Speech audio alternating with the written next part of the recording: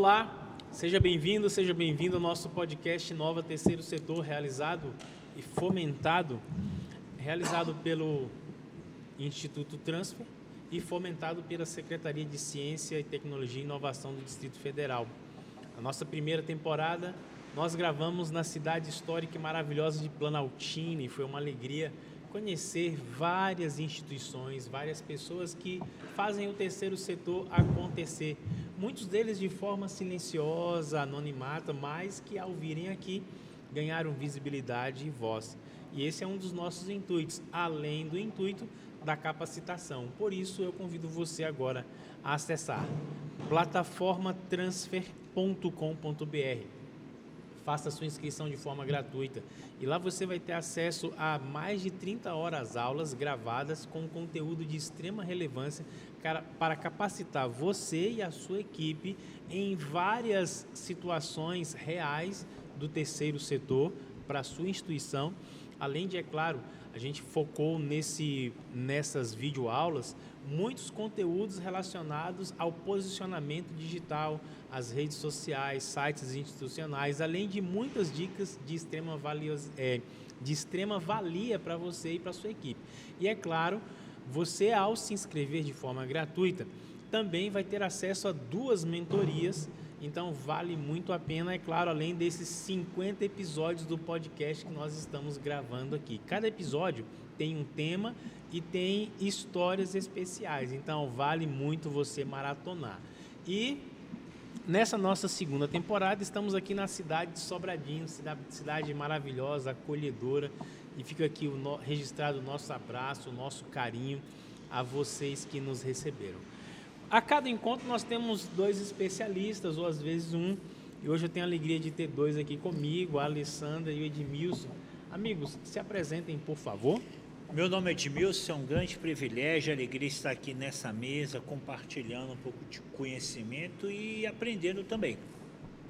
Seja bem-vindo, amigo. Alessandra. Meu nome é Alessandra Bittencourt, é uma alegria estar aqui para compartilhar e aprender, né? Todo dia a gente aprende um pouquinho. Sou especialista em gestão escolar, administração escolar, inclusão e organização, né? na diversidade da sociedade. Estamos aqui para aprender com vocês hoje. E nós também, a cada episódio, temos convidados. E hoje nós temos 2 convidados especiais, um amigo de longas datas. Então, sejam bem-vindos, pastora Cláudia e pastor Darley. Podem se apresentar, por favor. Eu sou a pastora Cláudia. Eu hoje vim da área de educação, sou administradora escolar. Hoje sou terapeuta e especialista em dependência química e há mais de 20 anos eu acolho e cuido de dependentes químicos aqui em Sobradinho, na Missão Peniel, né? A instituição que está lotada ali no setor de mansões, onde a gente acolhe pessoas que estão em situação de vulnerabilidade por conta do uso abusivo e nocivo de substância psicoativa. Ali no setor ela fica onde, a Missão Peniel? QMS 60D. 60, é lá nas 26. últimas, perto do Vale dos Pinheiros? Isso, após a caixa d'água ali, né, virando à direita, a 60D. Né, 60D, aí vai lá no fundo. Isso, a última casa A da última rua. casa, sei onde é que fica. Pastor Darley, seja bem-vindo, amigo. Gente, hoje nós temos 2 instituições aqui de peso e coincidentemente, eles são parceiros e trabalham no mesmo ramo, né, atendendo os dependentes químicos. Pastor Darley. Maravilha, meu nome é Darley César de Jesus Cantilo Gama e eu estou lotado no Centro de Reintegração Mar Vermelho do Grupo Cultural Azulim, né? A Missão Peniel, o Mar Vermelho e o Grupo Cultural Azulim são uma instituição única. Nós temos 3 CNPJs e aí a gente trabalha em plataformas diferentes. Lá no Azulim nós somos as pessoas que trabalham com a diminuição da exposição do indivíduo à situação do risco a partir da cultura hip hop, do esporte, e nesses 2 polos nós diminuímos a exposição ao risco a partir da reinserção social, do acolhimento, das terapias comunitárias integrativas, sou terapeuta comunitário, e é isso. Vamos aí para trocar experiência. Que legal. Daqui a pouquinho a gente vai explorar essas histórias, porque eu quero saber como começou a Peniel, como começa o Mar Vermelho. os desafios, as alegrias também, né, de ver pessoas recuperadas, reabilitadas, reinseridas na sociedade. Então, a gente vai já explorar isso aí. Agora, nós vamos conversar sobre um tema e vocês também são convidados a participar com a gente, tá? Como manter a inovação e a cultura digital depois do projeto? Ou seja, a gente tem falado sobre a importância de manter arquivos digitais, de usar as redes sociais, não somente na execução de um projeto, mas também o pós. Às vezes a gente só faz ali porque é um requisito do projeto, só que a gente está caminhando para um ambiente, para uma realidade digital que nem tem como a gente negar e nem fugir dela hoje em dia, não é, amigos? Sim. Então, pós-evento, especialista Edmilson, é tão importante quanto o registro no evento. Fala pra gente. É muito interessante esse tema porque a gente tem que pensar sempre na continuidade. O projeto acaba, né? O recurso finda, prestamos conta, as nossas atividades daquele projeto X encerra. Mas é aquilo que a gente criou de cultura daquele projeto, aquilo que a gente criou de aprendizado, aquilo que a gente passou, isso acaba? Não, isso não pode acabar. Assim, tudo que é bom a gente aproveita, né? A gente mantém. Então, esse tema fala muito disso, né? De como a gente manter a cultura digital. O que seria essa cultura digital? Os registros, né? Então, tudo que a gente faz dentro da instituição, sendo através de recurso, através de um projeto estruturado, ou até mesmo as ações, né? Porque a gente sente que várias pessoas que têm ações, projetos, executam sem recurso nenhum, com dinheiro do próprio bolso. Isso tudo é uma cultura que foi criada dentro daquela instituição. Isso não deve acabar. A gente deve manter isso de forma registrada, né? A gente deve manter essa cultura daquilo que foi feito, aquilo que foi executado. A gente tem que criar dentro da nossa instituição uma forma, né, uma cultura de fazer continuado. A gente não pode encerrar quando aquele projeto encerra. Aquilo que é bom, a gente vai manter e vai dar continuidade. Isso Verdade. é o básico. Pastor Darley, pastora Cláudia, daqui a pouco você fala. Tá? É porque tem hora que ela quer roubar a cena aqui da gente, entendeu? Já tá cantora. Cheia de artimanhas, cheia de... Rapaz, então, assim, a gente tá... Ela tem um repertório bem amplo, né? O repertório dela é bem ela transforma em ousado. música. Só porque é o episódio 50, eles estão Isso querendo mesmo, fazer é isso comigo. mesmo. Olha, nós somos duas mulheres aqui, gente. A gente está bem familiarizada com isso, né? Porque a nossa base lá é a produção cultural, né? A gente vive muito da música, tudo certo. Tudo certo. Ixi, vive da música. Gente, será que eu vou ter que cantar no episódio 50 com certeza também? vocês vão cantar pra gente. Jesus! Mas pastor Darley, pastora Cláudia, eu lembro, eu vou falar com o Darley, mas pode assimilar o que eu vou falar. Lá atrás, no Azulinho, a gente não tinha essa ferramenta. Aonde hoje facilmente, isso aqui é uma câmera, não é mais só um celular. Então, facilmente, você hoje registra. Mas lá atrás a gente não tinha isso, né, Darley? Não tinha. Não tinha. Era foto, tinha que revelar no Fujioka, dava um trabalho, quando tinha câmera, dava um trabalho danado. Então, assim, hoje vocês, nas instituições, vocês têm mais facilidade de registrar o que é feito, os eventos, as ações sociais? Olha só, eu sou meio ainda analfabeto Digital. Ai, viu? Eu apanho muito na questão da tecnologia, mas eu sempre tenho ali de canto alguém que está habilitado para fazer a coisa girar. Já a pastora Cláudia, ela já domina. Ai, já é influencer, né? Ela já é mais Tá. voltada para isso. Para postar uma foto dá um pouco de trabalho, entendeu? Mas ela não, ela é bem ajeitada. Fala, pastora. Olha, eu estou com essa parceria com o Grupo Cultural Azulim, e quando eu comecei só. Né? E aí depois, na caminhada, eu conheci o pastor Darley há uns 11 anos atrás, e a gente resolveu fazer uma rede, né? A gente estava fazendo a mesma coisa, cuidando de pessoas, também esse feeling, né, da área cultural, e aí sempre fui muito preocupada com essa questão de disponibilizar para os jovens e para as crianças, né, que eles pudessem ter acesso à cultura, informação, educação. A gente vem da área de educação, né? Então eu amei o projeto quando eu vi, né, porque a linguagem do hip hop ela representa bem a linguagem da favela, né, de quem está lá na linha da marginalidade, né, como a sociedade diz. E foi muito bom porque é maravilhoso poder dar voz para isso, né? Eu fiquei encantada. Mas aí eu entrei como técnica, né? Eles são muito bons para fazer, né? Tudo, né? Não é que eles fugiram da escola, né? Como eles começaram cedo, né? Que o Azulim é a gangue que virou ONG. O Azulim, ele era temido. Era temido. Essa história eu quero saber. Tinha uns camaradas que paravam as festas. Tinha uns camaradas. Eu vou deixar pro pastor Graças a contar, Deus que o né? Senhor Então, entrou na vida desses homens. Amém. E aí, quando eu cheguei no Azulim, essa dificuldade grande, né? A gente ia participar de um projeto, a gente ia, né, solicitar recurso, a gente ia fazer uma prestação de contas. E eu precisei ficar digitalizando jornal velho, juntar as fotos que eles tinham. É mesmo, juntar pastora? documentação. Muita coisa foi perdida, né? Hoje eu sou a guardiã. Para poder provar a capacidade que técnica. legal. Olha Olha só o que nosso coisa assunto. bacana, E é muito velho. interessante. Quando eles precisam, pastora Cláudia, manda pra mim aí. Tal coisa. Isso aí eu já mando lá no WhatsApp. Aí ela sabe onde está. Tem uma questão que eu acho que é muito importante a gente falar, né? Hoje as secretarias que tramitam projetos com o terceiro setor, eles pedem coisas que as instituições às vezes não sabem nem o que é.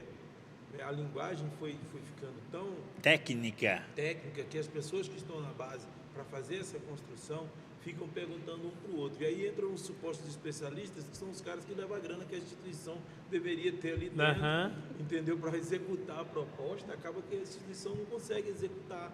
Por quê? Porque o cara não sabe nem o que está ouvindo ou o que está lendo para ele poder debuiar. Se o Estado melhorasse a linguagem para alcançar as instituições, seria uma coisa fantástica. A Cláudia disse, olha, eu peguei tudo que o Arthur estava falando ali, né, que é o que virou registro em foto, aquela coisa toda, ela digitalizou, ela montou tudo aquilo e muito daquilo ainda se perdeu. Existem coisas hoje que contam a história do Grupo Cultural Azulim que elas não estão postadas em lugar nenhum, elas estão guardadas em fitas de videocassete do tempo do Bumba, tem aquela coisa lá e a gente às vezes fala, pô, vamos perder tempo com isso, vamos ganhar tempo com isso, tem que ter quem domine a tecnologia e aí já vai mais recursos, então vamos seguir, vamos fazer o que está sendo feito. Mas a gente sempre fala sobre um projeto de fazer um filme, né? Sobre a história. A dos história. Estados Unidos, porque é uma história muito rica. Só vai ser difícil porque tinha que voltar em Sobradinho 2 quando ele era agreste. A poeira, tinha que voltar lá na poeirana. Pra isso tem porque cenário, é amigo. de lá, né, Darley? É de lá que nasce. É coisa linda, né? Assim, é uma brincadeira, mas realmente a história, né? Porque assim, o Grupo Azulim está muito associado a Sobradinho 2, aquela história do que foi, como foi. Assim, é bacana isso. Eu digo isso, amigos, porque eu sou de lá, né? A gente tem a alegria de conhecer os meninos já de muitas Mas décadas. agora me diga, você era do contra o Azulim, você era assim... Pró-Azulim, porque assim, ó... Senão apanhava. Tem isso, né? A gente, se não ajudasse, quem não é contra mim, né? Então assim, ó... Mas os meninos, eles eram muito legais, porque assim... Eu lembro, né, Irã, Rucão, Lio, Paulinho. Então assim, tinha toda aquela galera que a gente cresce junto ali nas quadras e Lelo, meu irmão, era muito mais próximo aos meninos. Sim, membrou na diretoria, Sim. por um espaço de tempo longo. Exatamente. Então assim, aí a gente estava sempre juntos ali, vendo os movimentos das ruas de lazer, das quadras de lazer que faziam ali em Sobradinho 2. Tempo depois, quando constrói as quadras, então tinha muito isso lá, né? E é muito bacana a gente ver essa história, e não pode ser perdida mesmo não, Cláudia. Pastora Cláudia, pastor Darley, eu acho que tem que mesmo, de fato, ter um curta, um média-metragem, não sei, mas tem que ter alguma coisa para contar essa história. Faz parte da cultura de Sobradinho. Exatamente. Tem que ser registrado. Mas hoje, com a inteligência artificial, vocês conseguem fazer um filme, consegue contar essa história por episódios, entendeu? Rapaz, vai Hoje em virar dia, uma série. consegue. Uma série, Com rapaz, certeza, olha você só. consegue, sim. Hoje em dia já tem esse recurso. Ele fala isso e eu fico aqui, eu já faço a minha viagem.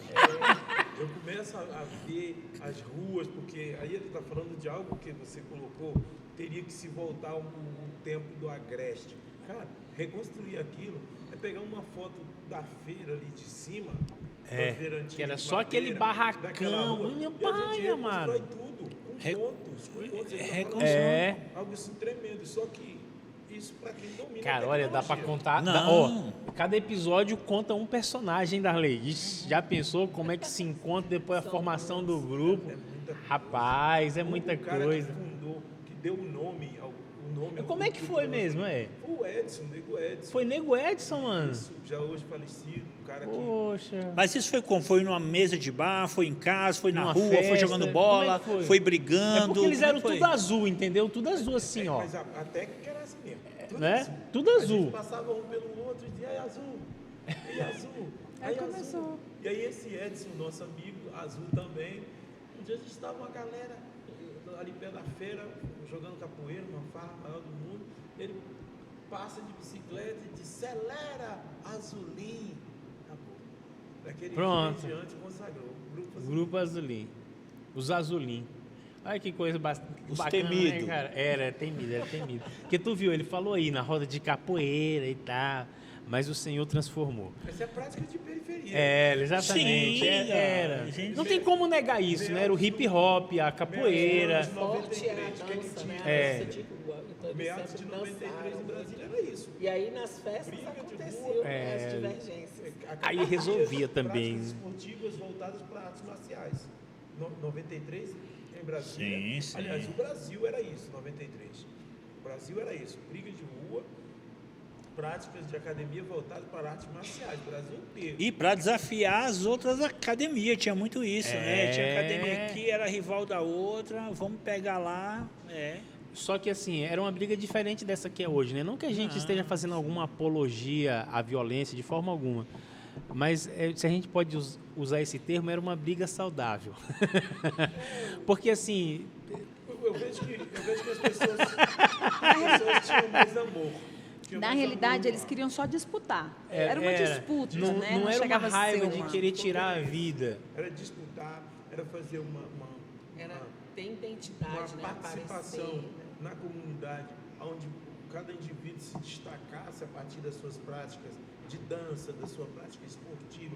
Aí tinha as turmas de dança, tinha vários grupos, tinha tudo. Isso gerava conflito e é natural, porque eu me lembro também, nessa mesma época aí, a gente tinha essa questão. Lá em Planaltina também. Lá tem um bairro chamado Buritis e tem um bairro que era... As pessoas tinham... Não, antes da Pombal, antes da Pombal. Eu moro do lado da Pombal, moro aí do lado da Pombal. Tinha uma área que o pessoal tinha um poder aquisitivo melhor. Então, os jovens lá tinham uma outra cultura. Era os que era o playboy. chamado 11A, os playboy. Então, aí tinha rixa lá do pessoal do Buriti com o pessoal da 11A. Entendeu? E a gente brigava mesmo. Infelizmente, não é apologia, era a cultura da época. E hoje a gente encontra esse pessoal, todo mundo casado, cara, todo mundo é amigo. Quer dizer, não tinha ódio, era mais uma questão ali de territorial. Opa, não vem pra cá não, Interessante você isso, não né, pode. cara? Você não vem pra namorar com as nossas meninas aqui É. não, e nem vocês vêm aqui pra. Não, E a questão é assim, onde a gente perdeu isso, né? Aonde a gente cara. perdeu isso? Agora tem o ódio, né? Hoje Não, o ódio não é né? ódio, não. Hoje é Por ódio. essa, Tá. né? De ódio. Cara, isso aqui é muito legal. Ô, pastor Darley, chega o microfone para perto de você aí agora e conta pra gente como é que aí o Azulinho, a gente já começou a contar um pouquinho, mas quando que vocês se formalizam e quando é que você fala assim, cara, a gente tem que não ser só esse conhecido como esse grupo de dança, mas a gente pode fazer algo mais pela comunidade. Como é que e conta pra gente a história do grupo Azulinho. Aconteceu um trespasso ali em meados de 93. A gente tinha um grupo de 50 aproximadamente dançarinos negros de street dance, break dance. E a gente ia para as boates em Brasília, e Brasília toda, né, que a gente percorria geral. A tendência era sempre ter uma briga e no final terminar em uma delegacia e virar uma ocorrência.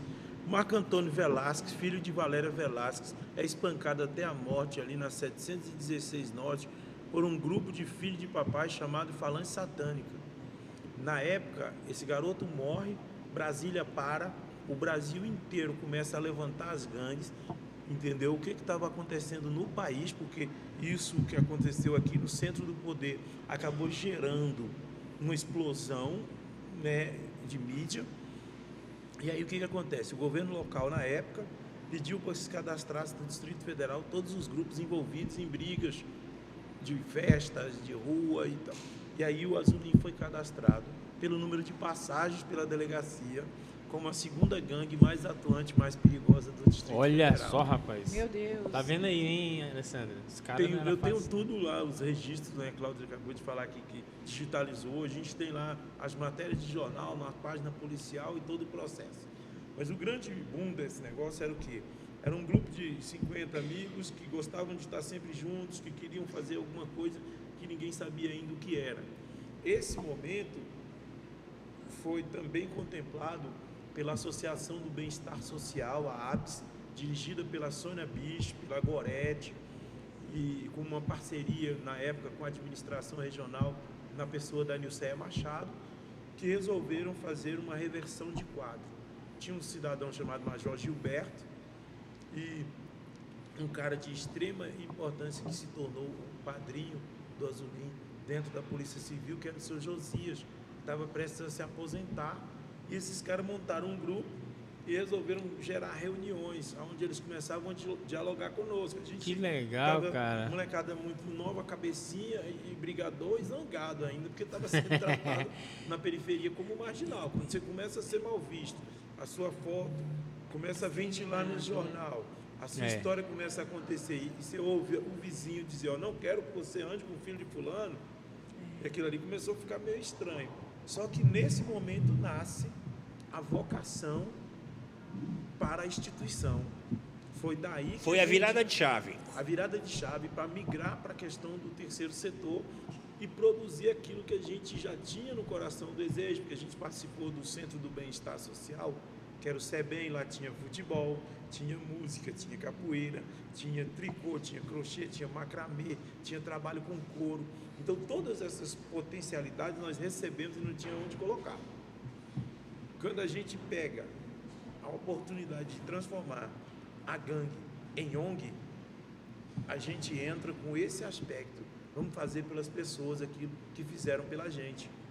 Vamos informar, vamos levar a informação, vamos melhorar a qualidade de vida e não vamos permitir que outras pessoas da periferia passem pelo mesmo que nós passamos.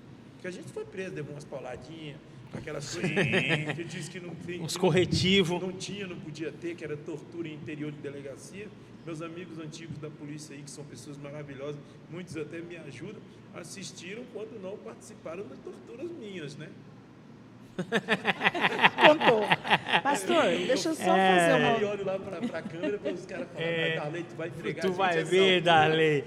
Sem vai citar não, nome. vai não. Pastor, Fala, eu Alessandra. achei impressionante, porque vocês receberam um rótulo antes da formalização da instituição de vocês, né? Sim. Mas vocês não aceitaram aquele rótulo. Olha, gente, a importância disso. Vocês receberam um rótulo de marginalizados, de transgressores, né? Era gangue dos Infratores. Mas vocês pegaram esse rótulo, tiraram esse rótulo de vocês e refizeram a história de vocês com um propósito. Olha que história, como impressiona isso, né? Isso está bem dentro daquilo que o Brasil não quer falar, né? Quase ninguém quer discutir a questão, mas isso tem a ver com a cor da pele, tem a ver com onde você mora, entendeu? Tem a ver com tudo isso, qual é o seu viés cultural. E aí o que ocorre nesse momento? A gente se volta na pessoa daqueles jovens daquela época, a gente se volta ali para Mestre Bimba, pai da capoeira regional, Vicente Pastinha, entendeu? Esses caras percorreram o país nos seus estados, né, fazendo práticas proibidas.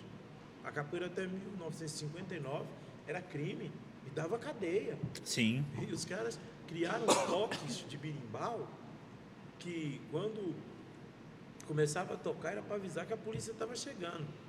Então já não levantava mais o pé naquela altura, não. Já era só um rebolado. Virava samba, né? Virava O bamba. Para poder Não. desviar daquele foco.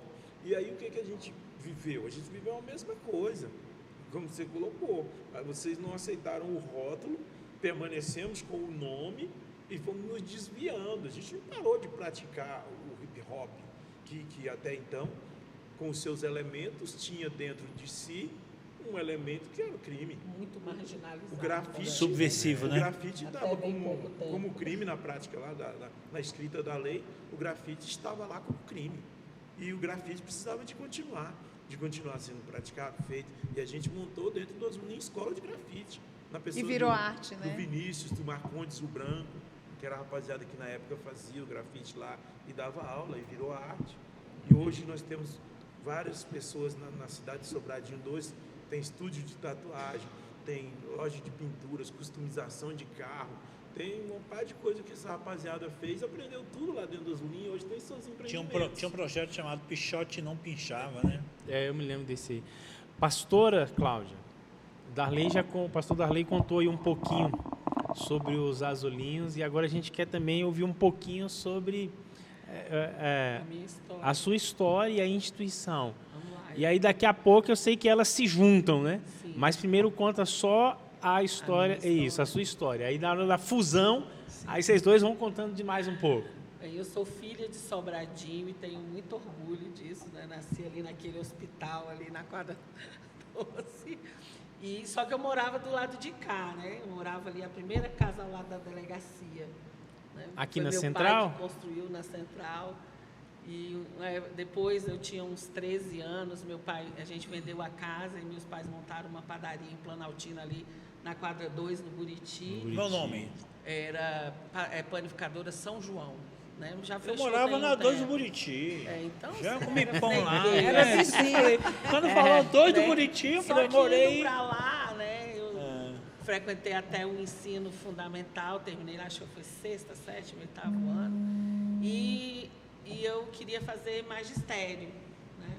Só que lá em Planaltina eu fiz prova do Centrão para economia doméstica no colégio agrícola. Mas como Economia fiquei, mãe, eu não doméstica. quero fazer economia As minhas doméstica. 2 irmãs se formaram em economia doméstica lá. Eu quero fazer magistério. Aí meus pais acabaram me colocando aqui em Sobradinho, no Centro Aqui no Educacional Centro João 2, Wesley. a João Não, Wesley. particular. E lá, né, eu fiz o curso de magistério, comecei a trabalhar no João Wesley com 15 anos de idade. Olha que e quando eu legal. estava no 3º ano, né, o dono da escola, o Gerson, né, que alguns de vocês também devem conhecer, eu me casei com ele, né? E aí Tu foi estudar e casou com Gerson. estudar e casei Com o Rapaz, dono da mas escola? vocês já. estão vendo a Nossa. visão dela, visionária, Não, visionária, não, aí é uma visionária. Eu casei com o professor, viu? Ó. né? Aí vamos Você lá. casou com o dono da E aí escola. comecei a trabalhar a escola muito cedo. A gente tinha escola há muito tempo, né? E sempre nessa pegada de... Né, eu sou filha de alcoólatra, irmã de alcoólatra, tia, sobrinha e tal. Minha cultura familiar, né? Com a questão do abuso de álcool é grande. E sempre, né? A codependência, né? Eu tenho uma raiva desse negócio. Eu sempre fiquei assim, falei, o que eu posso fazer para poder... sabe, diminuir, acabar. Lutar E na escola contra essa também, realidade, né? A escola tinha da educação infantil até o ensino médio, a gente tinha até a mudança da legislação, né, na nova lei de diretrizes e bases, a gente tinha curso de administração, contabilidade e magistério, né, fui fazer administração escolar, né, porque era dona da escola, né, fui cuidar do negócio da família. Negócio.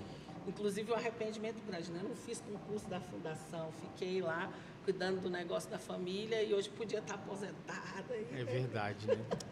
Mas amém, né? Foi Mas uma... tudo Mas um valeu, propósito, valeu, viu? valeu, Né? valeu. E aí lá, né, assim, tudo que eu aprendi, né, com a escola, porque a escola é um campo maravilhoso, né? De aprendizado, de troca de experiência, de tudo.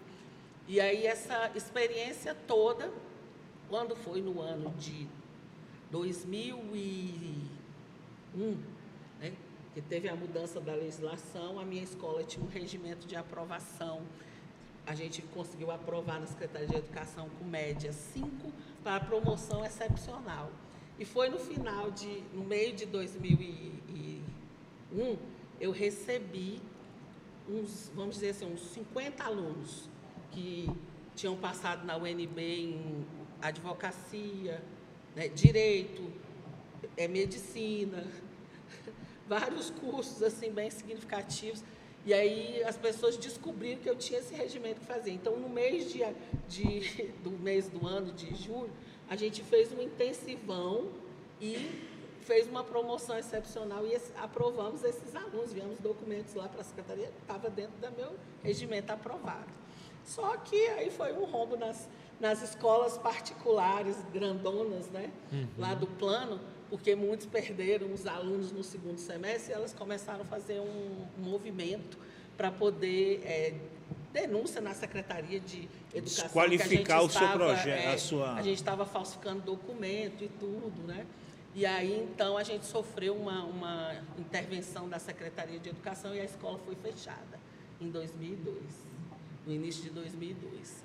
E aí, então, eu, né, de lá depois tentei trabalhar em outros lugares, mas aí a minha escola tinha sido fechada, a gente era ficou taxada, fiquei taxada, não consegui trabalhar mais na escola, né?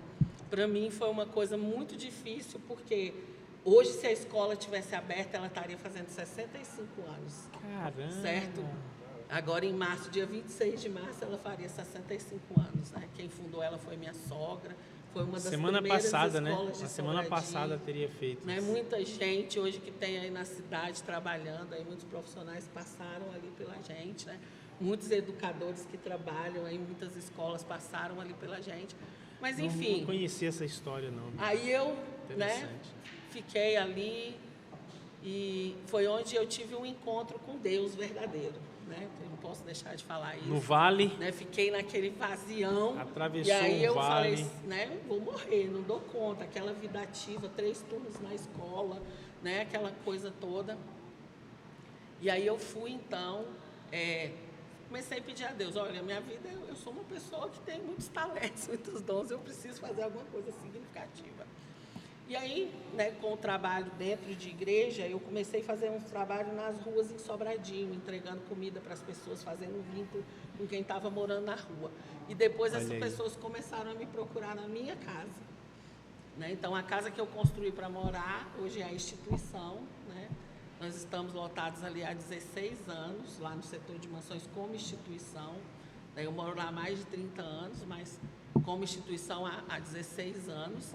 E aí eu comecei com essa questão de cuidar das pessoas, sem apoio nenhum, né, sem ter muita experiência. Aí eu fui estudar sobre dependência química, né, e fui me aprofundar, né, porque eu fiz psicologia educacional também, na questão das terapias para poder ajudar as pessoas. Porque, vamos lá agora para um feeling aqui da dependência química.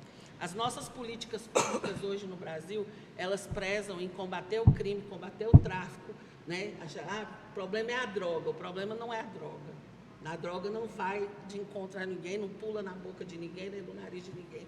O problema é o que leva as pessoas a usar a droga. Então, eu sempre tive essa visão e eu comecei a trabalhar com as pessoas, pensando, o que eu posso ajudar para estruturar essas pessoas.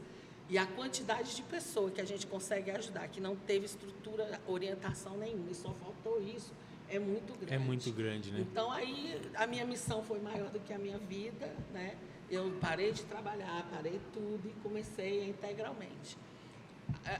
A pessoa que me ajudou a fundar a Missão Peniel não ficou, ela teve uma recaída, né? E aí abandonou tudo, que estava até à frente, eu estava mais que no apoio, né?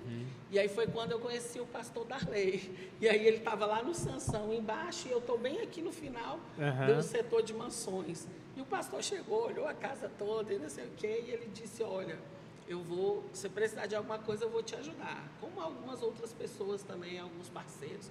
Porque essa causa, infelizmente, ela não é uma causa bem vista pela sociedade, nem pela igreja, nem pela justiça. Bandido bom é bandido morto, né? Infelizmente, nós estamos com esse ditado em voga. Não é aí. Bandido recuperado, não é bandido, né? Fazendo coisa boa, né? As pessoas, né? Eu vi esses dias até uma história de um rapaz, sábado, né, que ele, quando nasceu, o avô assassinou a avó. O pai foi embora antes dele nascer, né? Ficou ele, a mãe e os Olha os irmãos. traumas. Ele tinha 13 anos e aí ele, com o irmão na escola, o irmão foi liberado mais cedo, disse, não, vou matar, eu não vou com você, não. O irmão foi mais cedo para casa. Quando ele chegou em casa, o irmão tinha se enforcado, 13 anos, no quarto dele. E ele, criança, né, curioso, entrou dentro de casa, mesmo sem o pessoal permitir, já estava bombeiro, por isso e tudo, ele viu o irmão enforcado no quarto.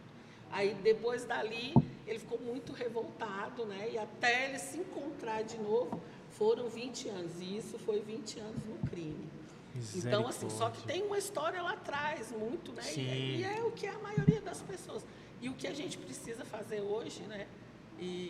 É cuidar da saúde mental das pessoas. A melhor forma de prevenção ao uso de drogas é cuidar da saúde mental das crianças, porque toda criança abusada vai se tornar um abusador. Então, essas coisas todas. Uma outra bandeira que eu tenho levantado muito grande, porque eu sou mãe de 3 filhos e tenho 4 netos. Eu nunca trabalhei nunca tive menina, nunca cuidei de menina. Então, sou especialista para cuidar de homem, né? Eu era em casa, eu que cuidava de tudo, tinha que organizar os homens, tinha que fazer tudo. Então, eu sou especialista. Então, Deus sempre aproveita a gente em todos os talentos, né? Vim dessa administração de escola, o lado de educação, né? A minha formação familiar, né? Aquilo que eu me habilitei ali. E aí, hoje, a instituição, eu cuido de homens, né? A gente já acolhi até 55, hoje a gente está ali com a média de 20 e 30, porque... infelizmente, né, o apoio é muito pequeno, a gente não tem apoio. Essa causa, aí você chegasse a falar de criança, idoso, cachorro, né, gato e tal, o pessoal ainda vai achar. Quando você fala que é um dependente químico, ele já fala, esses caras não tem vergonha na cara, esses vagabundos. Eu não sei se quem está na rua com fome, com sede, né, dormindo no papelão, tal, não tem vergonha na cara, porque nenhum ser humano quer viver numa condição, né, difícil assim, né, e desumana assim. Desumano. Né? Às vezes a ferida é tão grande que a pessoa perde a identidade. Que ela não consegue lutar contra sozinho, né? Então, Pastor Darley, em que momento o Azulinho abre o Mar Vermelho? O que vocês enxergaram e falaram assim, rapaz, a gente tem que fazer isso aqui também? Que eu lembro que o Mar Vermelho era ali onde ela falou, bem na saída ali do Sansão, né? Aquela chácara ali, no Vale dos Pinheiros. Mas qual é o momento que vocês falam assim, a gente tem que atuar nessa área aqui também? Eu vou assinar a minha nova identidade, né? Eu sou Darley César, eu sou pessoa com transtorno de substância psicoativa, álcool e outras drogas. Só por hoje... Chega o microfone mais perto para tu, mano. Pode chegar ele mais para perto para você. Só por hoje eu estou sóbrio e vivendo só por hoje, faz 28 anos que eu não faço uso de nenhuma substância psicoativa. Que legal, ininterruptamente. É possível viver sóbrio. Qualquer pessoa pode viver sóbrio. Que legal, mano. E aí o que acontece? O Azulinho, ele começa a atender um número muito grande de pessoas da comunidade. E esse número grande de pessoas da comunidade, na pessoa dos filhos, trazia uma representatividade. Cada garoto que eu atendia diretamente, que os meninos me colocaram lá, disse, você é o homem do social. Eu digo, beleza. Então, eu tinha que ficar lá na frente. E chegava um garotinho, tio, como é que é aqui a parada e tal? De cola pra cá, bora. E aí nós começava a desenvolver ali a conversa, ele fazia inscrição, sua mãe mora onde? Seu pai? Não tem pai não, meu pai deixou minha mãe. Aí as histórias que a Cláudia estava colocando, né? Os sofrimentos. Aí tem um cara que de vez em quando dorme lá em casa, que tem um rolo com a minha mãe, e pá, mas ele bate na minha mãe e ele bebe muito e tal. E eu fui tomando ciência disso ali na frente. Aí eu comecei, vou ajudar. Eu pegava o cara que estava no meu carro, levava para internar lá no Pastor Ramalho, CRDP. Levava para internar lá no Valdelar, filho pródigo, Planaltina. Né? Só que 2, 3 dias o cara estava de volta na comunidade. Esse negócio está certo, não. Eu vou ter que entender melhor sobre isso. E aí eu comecei a buscar, compreender, visitar, ir aos lugares, ficar um pouco lá para poder ver o que estava acontecendo. Aí eu entendi as dificuldades. Infelizmente, alguns lugares ainda estão sobre um padrão, né, que eu chamo de soldado de chumbo, que é tentar transformar todas as pessoas em pessoas iguais. olha, o evangelho, a igreja, a palavra de Deus diz que é assim, aí você vai ficar bonitinho, arrumadinho e tal. Isso pode até acontecer no interior do espaço. Quando ele colocar a cara lá fora, o monstro volta. É a capa, né? Fica Então, só por fora. qual é a prática? É você viver com a pessoa e encontrar ele. Ter um encontro com ele. E eu comecei a ter esse encontro ali de balcão, com as crianças, adolescentes, né? A gente interviu lá via Azulim em muito suicídio, tentativa de suicídio de meninos que a gente atendia ali, suicídio coletivo, entendeu? Eu parar garotas, 3 garotas, subir na escada para fazer informática, cochichando, e eu parar elas, levar para a sala, conversar, e elas dizer: tio, a gente ia se matar. Estava tudo programado. E a gente ali conseguir fazer a virada. Só que aí eu ainda não tinha o espaço para desenvolver isso, mas o desejo já estava no coração. Aí eu subloquei com o mestre Washington, que é o mestre de capoeira do Grupo Azulim, subloquei com ele uma casa, né? A gente pegou uma graninha que a gente tinha e a gente sublocou essa casa para começar o trabalho. Eu peguei móveis ali naquela lixeira do condomínio Verde Vale, que vai para o lado da Ascensão ali, peguei cama, peguei cômoda, fui reformar, fui arrumar, montei 10 leitos, 10 camas, cada cama tinha uma gaveta não, uma cômodazinha para o cara colocar as coisas dele. Aí ganhei fogão, geladeira, Tudo móvel, isso sem apoio nenhum. Nenhum. Sim. no osso, como a gente fala lá na gíria. Hoje é até um projeto nosso, nós temos um papo em tudo. A pessoa chama ou passa nas casas, aí a gente vai lá e cata tudo. Máquina de lavar, tanque, Armário, móvel cama, velho. guarda-roupa. Dá pra gente recuperar, a gente recupera. Se der para vender, a gente vende para fazer um recurso para manter a instituição. Ferro, lata, alumínio, Usa, cobre, tudo vira doa, grana. né, para alguém que está precisando na comunidade. E aí a gente alugou essa casa e colocou 10 caras dentro. A casa inchou, eu pulei para a chácara. Mas assim, não vou, Sem planejamento. sem planejar acontecendo. nada. Eu pulei o muro, me ajoelhei lá dentro do espaço da chácara, estava abandonada, mato para todo lado. Me ajoelhei e falei: Deus, o Senhor disse que onde eu colocasse a planta dos meus pés, o Senhor me dava por herança. Eu nem quero ser dono, mas eu quero trabalhar nesse lugar com pessoas. Se eu tivesse pedido para ser o dono, eu era o dono. E, pois é, tu pediu errado, hein, rapaz? Oração Poxa vida. Ei, mas essa observância bíblica, a gente fica tão emocionado às vezes, Aham. que dá um mole em cima daquilo que foi orientado. Da né? bênção, né? Verdade. Perde a bênção, né, rapaz? Eu acho isso muito bom, porque aí com isso também se aprende. Né? Quando ela estava falando sobre a música, né? Essa referência de trazer o canto para esses lugares, e a pastora Cláudia estava falando. Vai pensando na música, hein? É, tu vai Vai cantar, Não, vai tem que achar cantar. alguém E combina. a Se pastora vira. Cláudia estava falando da referência histórica de cada pessoa para a transformação dela, que o Estado não tem nos seus formais nenhuma situação ou secretaria que alcance a pessoa lá nesse lugar. Hoje existe uma política para a população de rua que não alcança a história da vida da pessoa, ela alcança a pessoa drogada, dá dinheiro, a pessoa continua sofrendo e perdendo-se cada vez mais. E aí eu fiquei pensando na música. A música seria de Cazuza. Não me convidaram Para essa festa pobre que os homens armaram para se convencer a pagar sem ver toda essa droga que já vem malhada antes de eu nascer. Não me ofereceram nenhum cigarro, fiquei na porta estacionando os carros. Já viu o tamanho deles na porta? Não me elegeram chefe de nada. E o meu cartão de crédito é uma navalha. Brasil, Mostra a tua cara, Vocês quero estão ver vendo aí, quem né, paga, produção? pra gente ficar assim. O podcast Brasil, canta terceiro qual setor. é o seu negócio, o nome do seu sócio? Confia em mim. Nossa. Essa música ela é eterna, né? Ela é tão atual no Brasil. Vai ser para sempre. E a letra dela é poderosa. E existe uma diferença, pastor, desculpa, enorme entre você saber que essas pessoas existem e participar da vida delas, entrar na vida delas, conhecer a realidade delas e querer transformar.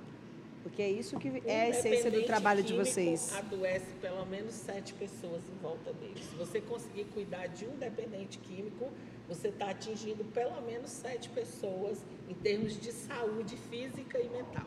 Comunitariamente falando, uma pessoa como eu era, alcança para perturbação 50 pessoas na sua comunidade. Estou falando dos outros, estou dizendo como eu era.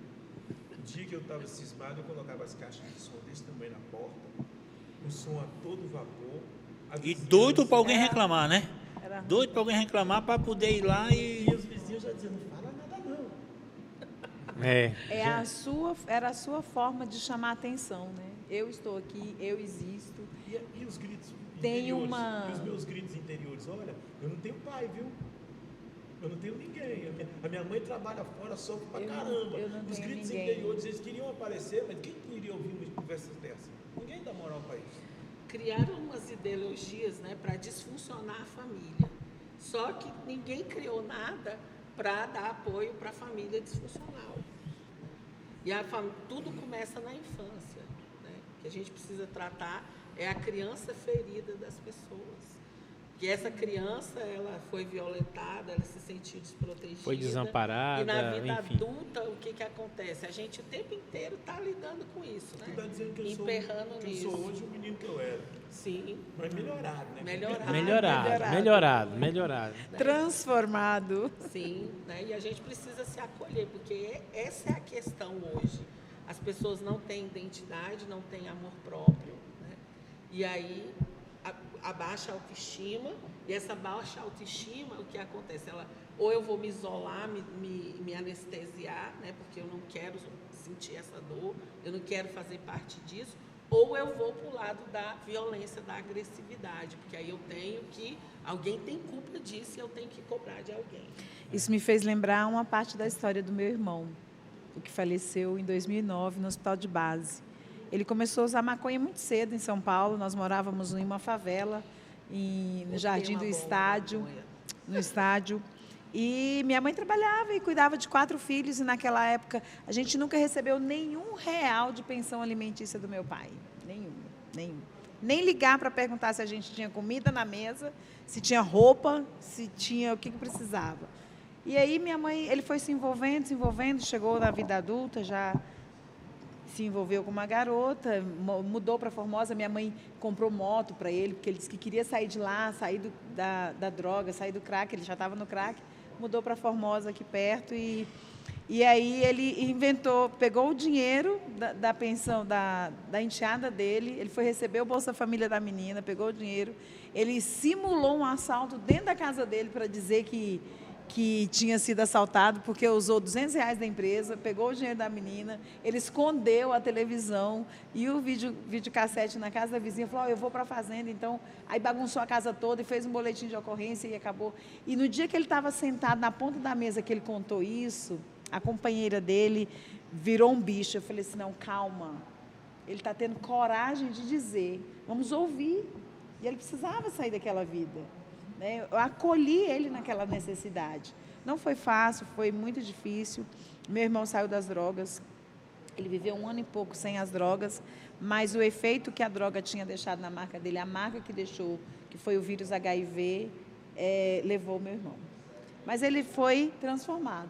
Que ano foi isso? 2009. Ele morreu no hospital de base, ele estava com suspeita de que estava com leucemia, mas ele tinha tuberculose na medula. Né? E o remédio que meu irmão usava, na época, custava R$30 mil por dia. Nossa. Em torno de 28, e o governo bancou tudo, vinha de fora, acho que da Alemanha, se eu não me engano, é uma medicação que ele tomava. As enfermeiras chamavam ele de meu paciente carinho, porque ele custava realmente um carro zero por dia naquela época. Né? Ele teve a oportunidade de evangelizar as pessoas que estavam no hospital, de pedir perdão para minha mãe, todos os dias, porque quem está no mundo do crime, quem está em vulnerabilidade, quem usa substâncias psicossomáticas, droga, álcool, bebida, eles não fazem porque eles estão sob o efeito da droga, eles não maltratam as pessoas. É uma doença. Mas adoece os outros, adoecia a minha mãe, né? E a gente tinha esse olhar. A codependência. Mas a gente tem que ter um olhar. O dia que a minha aluna falou assim, ela quis esconder, eu fiz a tarefa, mas eu esqueci o livro em casa. né? E aí eu falei, olha, não, tudo bem, eu coloco o seu sinalzinho de positivo aqui quando você trouxer a tarefa semana que vem. Você vai ganhar seu positivo, você não vai deixar, porque eles querem ganhar, eles querem ser. Aí depois ela veio, tia, você me desculpa, eu não fiz a tarefa, mas eu não queria deixar de ganhar o ponto. E eu disse para ela, parabéns. Ela falou, tia, você está me parabenizando porque eu não fiz a tarefa? Eu falei, não, meu amor, eu estou parabenizando você porque você falou a verdade, porque você foi sincera, porque você confiou em mim. E as pessoas que estão nessa situação, elas precisam ser vistas, precisam ser notadas. Os maiores cuidadores hoje estão em sala de aula, são os professores, os caras não têm respaldo nenhum do Estado para fazer o que eles fazem, eles estão dando tudo de si e não conseguem dominar. Por quê? Porque o Estado invalida a capacidade deles quando sobrecarrega com as cargas horárias, com todo o processo. Não vou falar nem da grana a nível de Distrito Federal, porque o professor aqui em Brasília ganha bem. Quem quiser ficar chateado pode ficar, mas não ganha tão mal. Nos outros estados, Deus me livre, o cara passa fome, entendeu? Mas aqui não. E aí o cara vocaciona para trabalhar, assume a responsabilidade de reeducar pessoas que estão à margem em uma situação de extrema pobreza, uma dificuldade tremenda, que é aí tudo isso que a gente está falando aqui, entendeu? E o Estado ainda assim encurta a condição dele trabalhar. Amigos, o nosso tempo avançou, nem parece, hein? Nossa, mas como passa rápido, né? Quando as histórias são boas... Eu ficava a tarde todinha escutando. Conversando. Mas eu quero assim ouvir de vocês, o que vocês sonham ainda para o Mar Vermelho, para Betel, para Peniel, diante desse desafio, porque assim, eu respeito todas as iniciativas do terceiro setor, todas, mas não há um caminho mais árduo do que a recuperação de um dependente químico. Beleza, deixa eu falar uma coisa. Diga, amigo, Cláudia, chega para perto e fala. Quando eu conheci a Cláudia, eu disse para ela, ó, de lá do Sansão eu consigo ver a tua casa. Que dava mesmo para ver, que era em cima do morro. Uhum.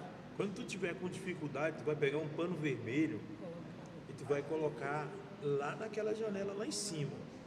Nós vai telar todo dia de lá, porque essa é a nossa linguagem, né, da comunidade. Nós vai telar todo dia de lá. Se o pano tiver aqui, nós vamos chegar no socorro. Fechou? Fechou. E aí esse era o nosso combinado, né? O projeto dos sonhos hoje seria que as instituições, não estou falando da Missão Peniel e do Mar Vermelho só, que as instituições não precisassem ser salvas umas pelas outras. Pastor, vira para essa câmera, dá esse recado. O projeto dos sonhos seria que as pessoas que dirigem as instituições não fossem salvas umas pelas outras, com arroz, feijão, gás, com batata, com farinha, com as coisas que eles recebem de doação e conseguem tramitar. O projeto dos sonhos não seria o pano vermelho na janela da pastora Cláudia para que eu pudesse ajudá-la, mas sim que o Estado assumisse o seu real papel e conseguisse fazer com que as instituições do terceiro setor recebessem os valores referentes àquilo que eles praticam no território, uma vez que o Estado é incapaz de promover a ação. Legal, cara. Fica esse recado, né? Pastora Cláudia. Olha, o projeto dos sonhos é que as pessoas elas tivessem um olhar diferente quanto à questão do voluntariado. As instituições do terceiro setor, elas sofrem muito, porque o voluntariado, se você tiver qualquer problema, ele sacrifica o voluntariado. Ele deixa de executar aquilo que ele se comprometeu. E como nós não temos recurso, muitas vezes, para ter a equipe ideal, isso causa, assim, muitos problemas, sobrecarrega muito para quem está lá na frente, né? Então, assim, mais compromisso das pessoas. E quanto à questão, né, do governo, olha, hoje o Estado gasta com um preso, né? Eu nem sei hoje qual é o valor atual, mas eu vou chutar aí, né? Uns 10, 15 mil com um preso. Lá na instituição, com uns 4 mil, a gente tem uma equipe de excelência. Estou falando assim, jogando altão lá. Uma equipe de excelência, sabe, com um tratamento humanizado, porque a base do programa de recuperação é restabelecer, né, hábitos, horários, hábitos, né, de uma vida saudável, horários regulares, sono, né, laborterapia, cuidar do lugar que você vive, o seu cuidado pessoal, e entender sobre a doença que você tem, né? Porque eu tenho diabetes e pressão alta, mas eu posso conviver com ela se eu me cuidar, me alimentar bem, tomar medicação. A mesma coisa é a dependência química. É possível conviver com a doença de uma forma saudável, tendo, né, um estilo de Sendo vida... sociável, né, amiga? Tudo, né? Então, assim, equipe de saúde, né, que a gente fica com o pessoal sentado lá na UBS sem fazer nada, tem a instituição, então, a equipe de saúde dentro da instituição, porque para mim trabalhar com dependente químico, para mim ficar mandando ele para um lugar, aí lá ele vai deparar com várias coisas, e quando ele está no período de desintoxicação, tudo é fator de risco para ele.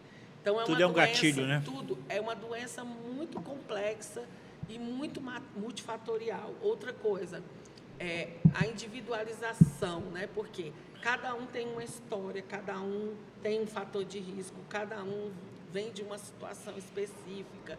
Então, é preciso ter pessoas com esse olhar. Eu não posso botar todo mundo no pacote. Então, né, o sonho é esse, né, de ter pessoas que vejam essa doença com um olhar, porque a gente tem que lembrar, a gente tem até um slogan, né, pastor? O maconheiro tem mãe, né? O cheirador tem mãe, o bêbado tem mãe, né? Tem um familiar ali por detrás.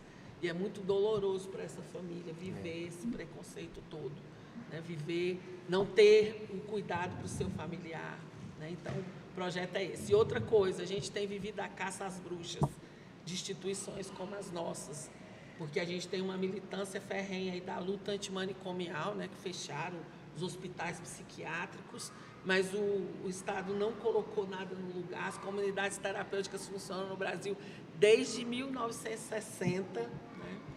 Fazem um trabalho bom. 80% delas estão vinculadas a instituições religiosas, porque são as pessoas que estão querendo fazer o bem, estão se dispondo para fazer o bem.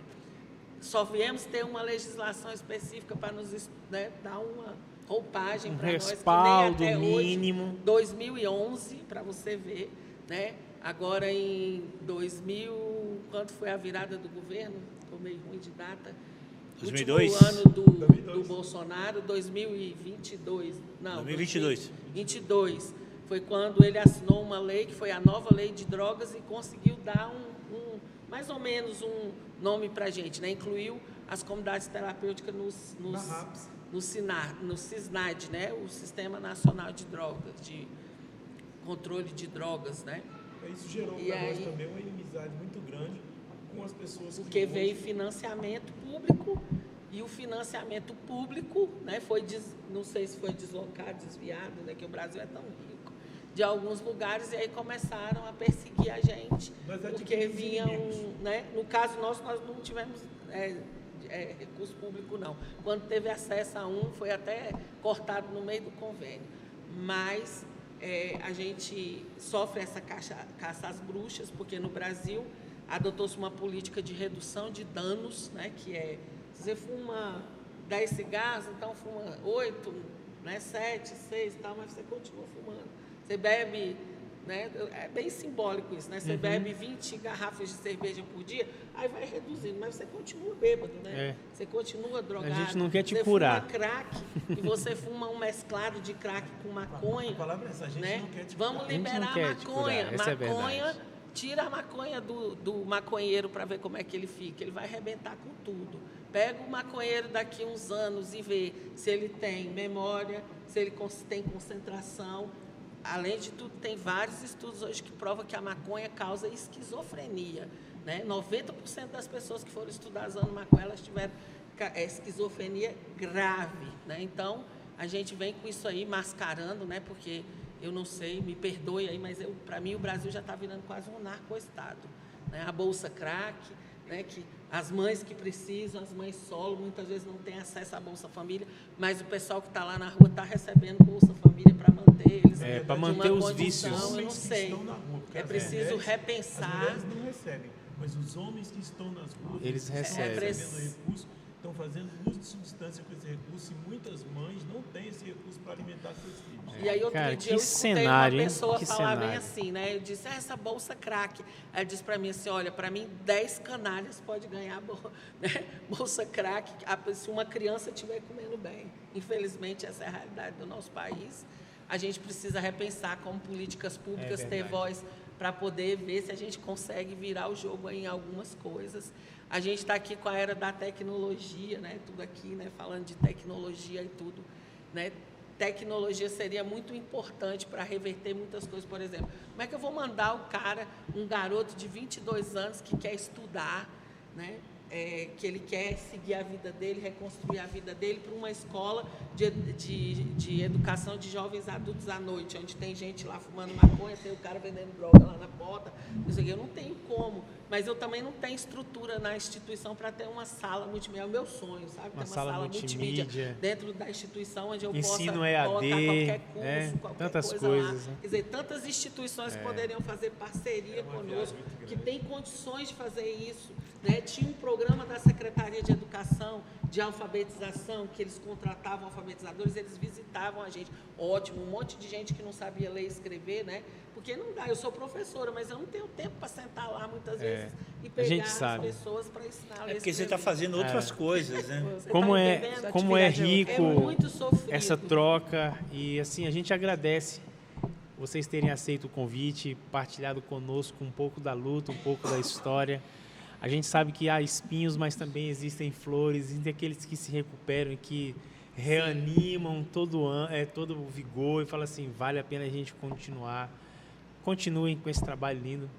Amigos especialistas, as considerações finais para a gente poder concluir o nosso episódio. Não vai cantar hoje, então... Ninguém tira a minha glória desse momento final, tá bom? Eu vou falar para vocês daqui a pouco, vai. Fala, vai cantar? Não, eles já cantaram. Eles já cantaram aqui Já hoje, cantaram, já teve cantaram. muita música.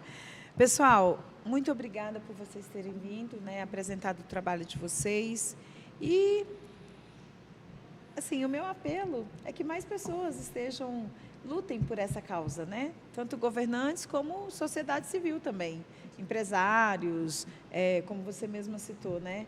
Às vezes a pessoa tem uma escola, consegue estruturar uma sala EAD para você e você conseguiria atingir essa juventude aí fornecendo a aula para eles lá mesmo. E lembrar que o trabalho nosso é um trabalho de formiguinha, é um dia de cada vez e vocês já não têm dias, vocês têm anos. Né? Então, que Deus abençoe vocês no trabalho de vocês e muito obrigada. E que nós, o povo brasileiro, possamos ter esse olhar de acolher, ajudar e servir também a nossa sociedade. Edmilson. Pet dá voto, criança dá voto, idoso dá voto. Infelizmente, esse trabalho de vocês com drogadição não dá voto. Entendeu? E, assim, estamos à disposição, que a gente puder ajudar, puder implementar, puder elaborar projetos para tentar amenizar essa dificuldade, pode contar com a gente. Para você que nos assistiu, nós agradecemos a sua companhia, a sua participação, agradecemos os nossos pastores convidados. Que alegria ter vocês aqui conosco, nossos ilustres especialistas. E hoje, esse é o nosso episódio número 50. Eu falei que ninguém ia tirar Penúltimo episódio, né? Não, é o último, viu, gente? Oficialmente, esse é o último episódio, tá? Ele está tentando roubar a glória desse momento. Não faça isso, Edmilson. Você que foi um pastor que mais esteve comigo aqui. Essa vitória é nossa, tá?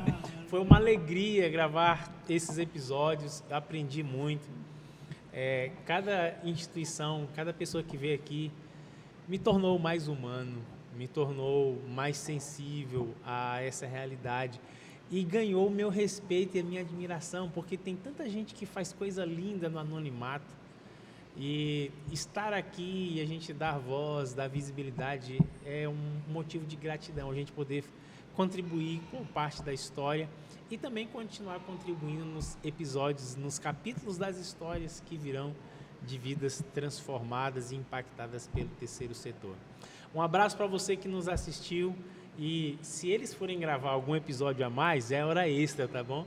Mas a gente encerra aqui hoje o podcast Nova Terceiro Setor, mas você pode assistir ainda o episódio 51 que vai vir por aí. É porque eles estão querendo fazer um fechamento diferenciado. Um abraço a você e até o próximo episódio. Não comigo mais, com outra pessoa. Até mais.